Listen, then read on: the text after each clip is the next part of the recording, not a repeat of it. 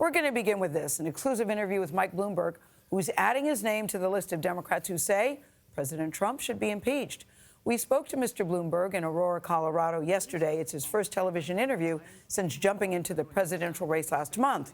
The former Republican mayor of New York City was in Colorado to talk about one of his signature issues, gun violence. He's very passionate about this. We asked him why he chose to enter the campaign so late. I want to talk about you getting in the race, because when you were on CBS This Morning in September... Are you sitting here going, I wish I had done it? No, I never think back. There was not a road for me when Joe was in the race to get through, because we would have split the votes. What happened between September and now? I looked at our national government getting worse, the way we're behaving overseas and domestically, led by our president. I said back in 2016, he is the wrong person for the job. He doesn't have the temperament or the ethics, the intellect to do the job. And I watched and I said, we just can't have another 4 years of this. And then I watched all the candidates, and I just thought to myself, Donald Trump would eat him up. You think all of the candidates who are running today, he would eat them up? Let me rephrase it. I think that I would do the best job of competing with him and beating him. One of the other things you said in September was that Joe Biden is a friend. Did you talk to Joe Biden ahead of time to say I'm getting in? No, I did not. Do you still consider him a friend? Yeah, sure. Why would he not be? I don't know. I'm thinking with friends like you, who needs enemies? You are friendly with other great TV presenters in the morning. Yes. And you're all competing for the same get. But I'm not trying to take their job. Well, I'm not trying to take his job either. He doesn't have the job of President of the United States, and neither do I. At the moment, the person that has it is Donald Trump. I'm trying to take away the job from Donald Trump. Nobody's saying, Mayor Bloomberg, meh. They either say, oh, thank God he's getting in, thank God, now I know I'm going to vote for. Or I hear, what the hell is he thinking? Is this a big ego stroke? Well, how do you respond to both of those? The second one, I have the same rights as anybody else. Does it take an ego? Yeah, I guess it takes an ego to think that you could do the job. I have 12 years of experience in City Hall, and I think if you go back today and ask most people about those 12 years, they would say that not me, but the team that I put together made an enormous difference in New York City. And New York City benefited from it and continues to benefit from it today from what we did then. Stop and frisk, you recently apologized for that. Some people are suspicious of the timing of your apology. Well, the mark of an intelligent, competent person is when they make a mistake, they have the guts to stand up and say, I made a mistake, I'm sorry. We don't question your belief that you made a mistake. I think the question is the timing that you realize you made the mistake. Well, nobody asked me about it until I started running for president, so come on. Are you saying to people that you realize you had made a mistake before, but you just didn't mention it until now? I think we were overzealous at the time to do it.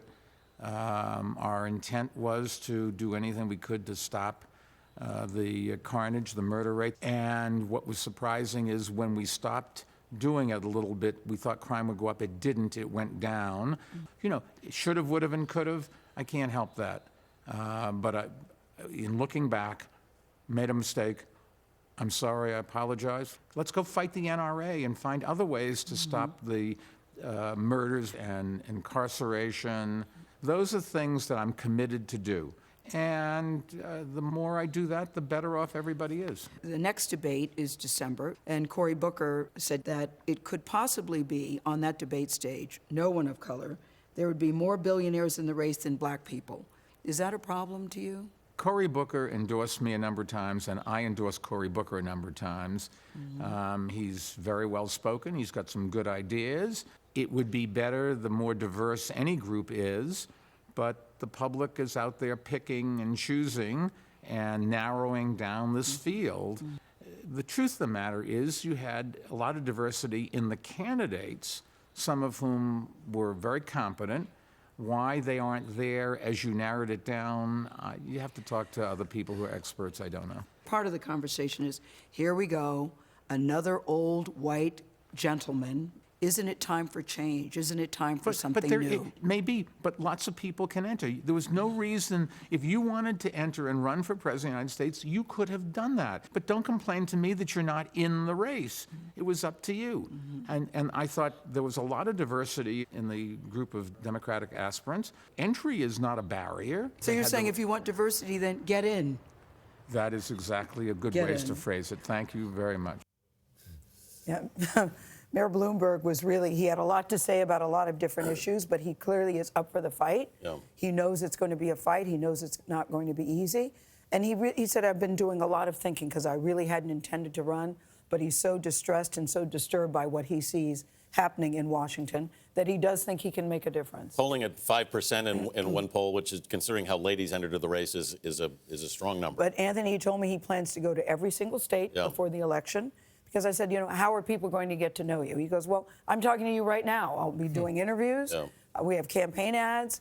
But he intends to go to every single state before the election. We'll see. Noteworthy to hear him say that he hadn't been asked about stop and frisk before you asked him, because if you look at the record back in January, he was asked at the Naval Academy, and he did not apologize then. And in terms of saying it was an overzealous policy, well, a federal judge said it was a policy of indirect racial profiling. So it'll be interesting to see how, when people hear that, if it is an apology, that resonates. I think he regrets saying that. I think people were jumping on the timing of it. But he says, look, I made a mistake, but I can do better. I want to do better, and let's move on. He was clear about that.